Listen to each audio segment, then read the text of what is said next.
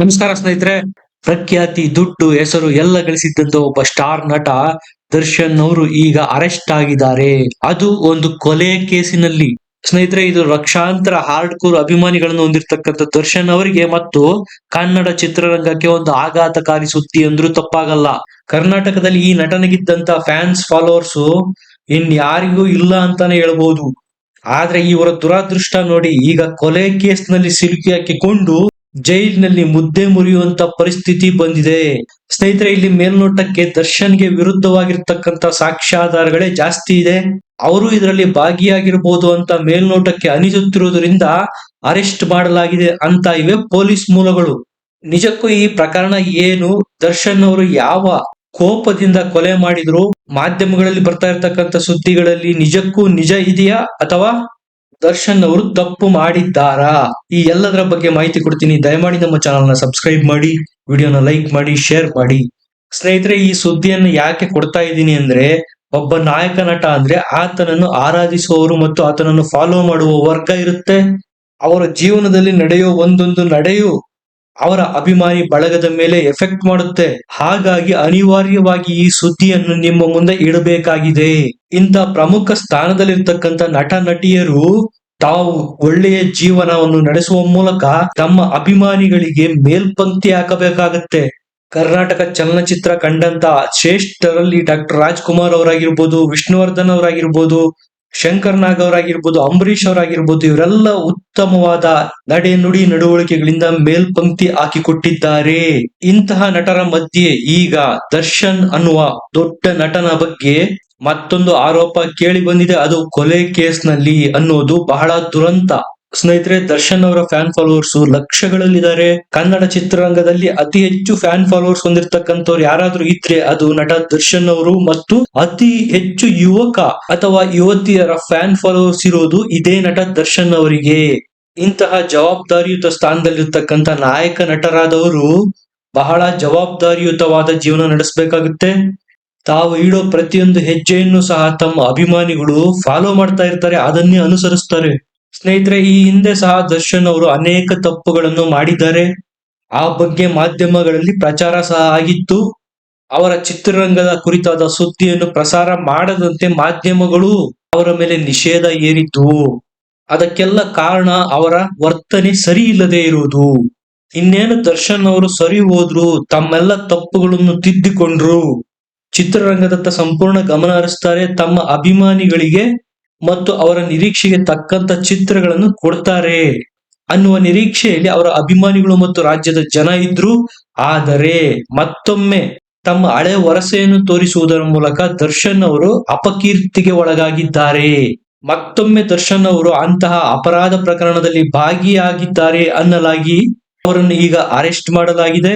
ಹೆಚ್ಚು ಕಡಿಮೆ ಈಗ ದರ್ಶನ್ ಅವರು ಮಹಾ ಸಂಕಷ್ಟಕ್ಕೆ ಸಿಲುಕಿದ್ದಾರೆ.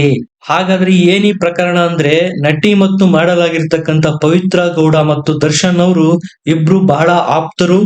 ಅವರಿಬ್ಬರ ಜೊತೆಗಿನ ಫೋಟೋಗಳು ಸಾಮಾಜಿಕ ಜಾಲತಾಣದಲ್ಲಿ ಬಹಳ ಸದ್ದು ಮಾಡಿದ್ವು. ಕೆಲ ದಿನಗಳ ಹಿಂದೆ ಪವಿತ್ರ ಗೌಡರು ನಟ ದರ್ಶನ್ ಜೊತೆಗಿನ ಒಂದು ಫೋಟೋನ ಪೋಸ್ಟ್ ಮಾಡಿದ್ರು.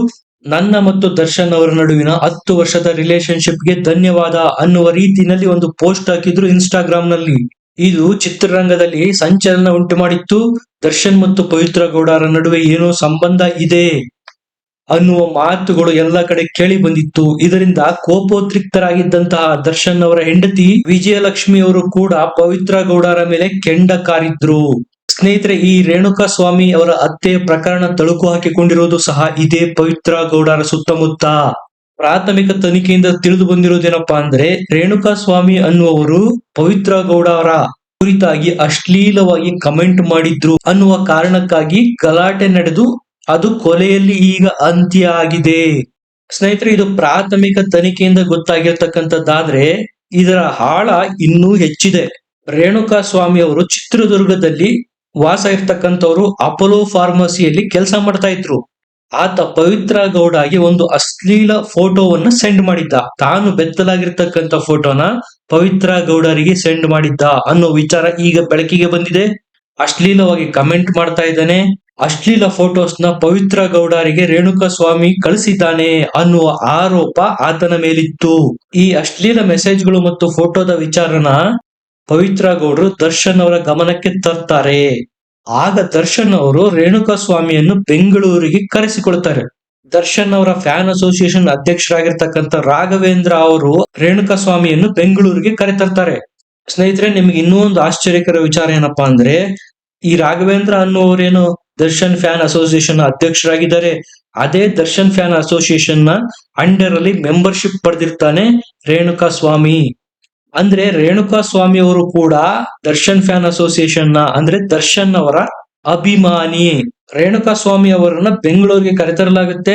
ದರ್ಶನ್ ಅವರ ಆಪ್ತರಾಗಿರ್ತಕ್ಕಂಥ ವಿನಯ್ ಅನ್ನುವವರ ಶೆಡ್ ನಲ್ಲಿ ರೇಣುಕಾ ಸ್ವಾಮಿಯನ್ನ ಇರಿಸಲಾಗುತ್ತೆ. ಈ ಕಡೆ ರೇಣುಕಾ ಸ್ವಾಮಿ ಅವರನ್ನ ಬೆಂಗಳೂರಿಗೆ ಕರೆತಂದಿದ್ದಾರೆ ಅನ್ನೋ ಸುದ್ದಿ ಗೊತ್ತಾದಂತ ದರ್ಶನ್ ಅವರು ತಮ್ಮ ಗ್ಯಾಂಗ್ ಕಟ್ಕೊಂಡು ಶೆಡ್ಗೆ ಬರ್ತಾರೆ.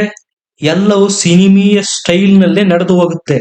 ಹೆಚ್ಚು ಕಡಿಮೆ ಸಿನಿಮಾ ಸ್ಟೈಲ್ ನಲ್ಲೇ ರೇಣುಕಾ ಸ್ವಾಮಿ ಅವರನ್ನು ವಿನಯ್ ಶೆಡ್ ನಲ್ಲಿ ವಿಚಾರಣೆ ಮಾಡಲಾಗುತ್ತೆ.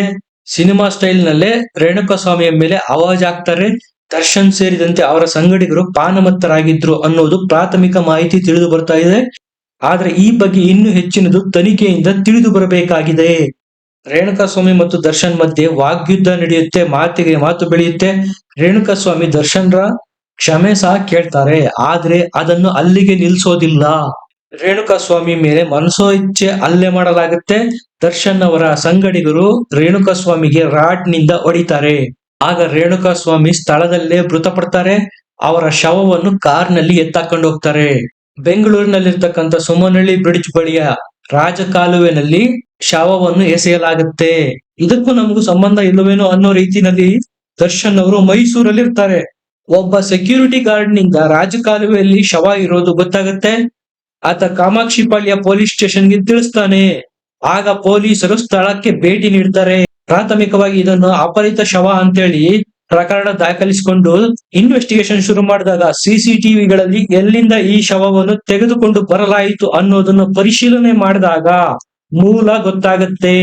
ಯಾವಾಗ ಪ್ರಕರಣಕ್ಕೆ ಸಂಬಂಧಿಸಿದಂತಹ ಅಪರಾಧಿಗಳನ್ನು ಬಂಧಿಸಲಾಯಿತೋ ಅವರನ್ನು ವಿಚಾರಣೆಗೊಳಪಡಿಸಿದಾಗ ಇದರ ಹಿಂದೆ ದರ್ಶನ್ ಅವರಿದ್ದಾರೆ ಅಂತ ಅವರೇ ಬಾಯ್ ಬಿಟ್ಟಿದ್ದಾರೆ. ಸ್ನೇಹಿತರೆ, ಮಾಹಿತಿ ಪ್ರಕಾರ ದರ್ಶನ್ ಅವರೇ ರೇಣುಕಾ ಸ್ವಾಮಿ ಅವರ ಮರ್ಮಾಂಗಕ್ಕೆ ಒತ್ತು ಹಿಂಸೆ ಕೊಟ್ಟಿದ್ದಾರೆ ಅಂತಾನು ಹೇಳಲಾಗ್ತಾ ಇದೆ. ಇದು ತನಿಖೆಯಿಂದ ಹೊರಬರಬೇಕಾಗಿದೆ ಅಷ್ಟೇ. ಚಿತ್ರದುರ್ಗದಲ್ಲಿ ಮಾತನಾಡಿರ್ತಕ್ಕಂಥ ರೇಣುಕಾ ಸ್ವಾಮಿ ಅವರ ತಂದೆ ತನ್ನ ಮಗ ಅಪೋಲೋ ಫಾರ್ಮಸಿನಲ್ಲಿ ಕೆಲಸ ಮಾಡ್ತಾ ನಮ್ಮ ಕುಟುಂಬನ ಸಾಕ್ತಾ ಇದ್ದ, ಆತನೇ ನಮ್ಮ ಕುಟುಂಬಕ್ಕೆ ಆಧಾರ. ಈಗ ಇಂಥ ಘಟನೆ ನಡೆದು ಹೋಗಿದೆ, ತಪ್ಪಿತಸ್ಥರಿಗೆ ಶಿಕ್ಷೆ ಆಗಬೇಕು ಅಂತಾರೆ. ಮಗ ಅಪೋಲೋ ಫಾರ್ಮಸಿಗೆ ಕೆಲ್ಸಕ್ಕೆ ಅಂತ ಹೋಗಿ ಸಂಜೆ ಆದ್ರೂ ಬರ್ಲಿಲ್ವಲ್ಲ, ಆಗ ಸಹಜವಾಗಿ ತಂದೆಗೆ ಆತಂಕ ಬಂದಿದೆ. ಗಂಡು ಮಗ ಇವತ್ತಲ್ಲ ನಾಳೆ ಬರಬಹುದು ಅನ್ನುವ ಯೋಚನೆಯಲ್ಲಿ ಒಂದು ದಿನ ಕಳೆದಿದ್ದಾರೆ. ಯಾವಾಗ ಅನುಮಾನ ಬಂತು ಆಗ ಪೊಲೀಸ್ ಠಾಣೆಗೆ ದೂರನ್ನು ಸಹ ರೇಣುಕಾ ಸ್ವಾಮಿ ಅವರ ತಂದೆ ಕೊಟ್ಟಿರ್ತಾರೆ. ಈ ಕಡೆ ಬೆಂಗಳೂರಿನಲ್ಲಿ ರಾಜಕಾಲುವೆ ಬಳಿ ಶವ ಸಿಕ್ಕಿರುತ್ತಲ್ಲ, ಆಗ ಪೊಲೀಸರು ಚಿತ್ರದುರ್ಗದಲ್ಲಿ ಪ್ರಕರಣ ದಾಖಲಾಗಿರುತ್ತಲ್ಲ, ನಮ್ಮ ಮಗ ಮಿಸ್ಸಿಂಗ್ ಆಗಿದ್ದಾನೆ ಅಂತ, ಈ ಎರಡಕ್ಕೂ ಲಿಂಕ್ ಮಾಡಿ ರೇಣುಕಾ ಸ್ವಾಮಿ ಅವರ ತಂದೆಯವರನ್ನು ಚಿತ್ರದುರ್ಗದಿಂದ ಬೆಂಗಳೂರಿಗೆ ಕರೆಸಿ ಈ ರೀತಿ ಒಂದು ಶವ ಸಿಕ್ಕಿದೆ, ಬನ್ನಿ ಗುರುತು ಹಿಡೀರಿ, ನಿಮ್ಮದೇನಾ ನಿಮ್ಮ ಮಗಂದೇನಾ ಅಂತ ಪೊಲೀಸ್ನವರು ಕರೆ ಮಾಡಿ ಕರೆಸ್ಕೊಂಡಾಗ ತಂದೆ ಶವವನ್ನು ಗುರುತು ಹಿಡಿದಿದ್ದಾರೆ. ಸ್ನೇಹಿತರೆ, ರೇಣುಕಾ ಸ್ವಾಮಿ ಅವರು ಹೊಸದಾಗಿ ಮದುವೆ ಆಗಿರೋರು, ಹೆಂಡತಿ 3 ತಿಂಗಳ ಗರ್ಭಿಣಿಯಂತೆ. ಇಂಥ ಸಮಯದಲ್ಲಿ ಆತನನ್ನು ಕೊಲೆ ಮಾಡಲಾಗಿದೆ ಅಂತ ಕಣ್ಣೀರಾಗ್ತಾರೆ ಅವರ ಕುಟುಂಬದವರು. ಸ್ನೇಹಿತರೆ, ನಿಜಕ್ಕೂ ದರ್ಶನ್ ಅವರು ಈ ಪ್ರಕರಣದ ಹಿಂದೆ ಭಾಗಿಯಾಗಿದ್ದೇ ಆದ್ರೆ ಅವರಿಗೆ ಕಠಿಣಾತಿ ಕಠಿಣ ಶಿಕ್ಷೆ ಆಗಬೇಕು. ಸಮಾಜಕ್ಕೆ ಒಂದು ಸ್ಪಷ್ಟ ಸಂದೇಶ ರವಾನೆ ಮಾಡ್ಬೇಕಾಗತ್ತೆ. ಸಮಾಜದಲ್ಲಿ ಯಾವುದೋ ಒಬ್ಬ ಕಿಡಿಗೇಡಿ ಅಥವಾ ಅಪರಾಧ ಹಿನ್ನೆಲೆ ಇರ್ತಕ್ಕಂಥ ವ್ಯಕ್ತಿ ಇಂತಹ ಘಟನೆಯನ್ನು ಮಾಡಿದಾಗ ಅದನ್ನು ಸಮಾಜ ಅದೇ ರೀತಿ ಸ್ವೀಕಾರ ಮಾಡುತ್ತೆ.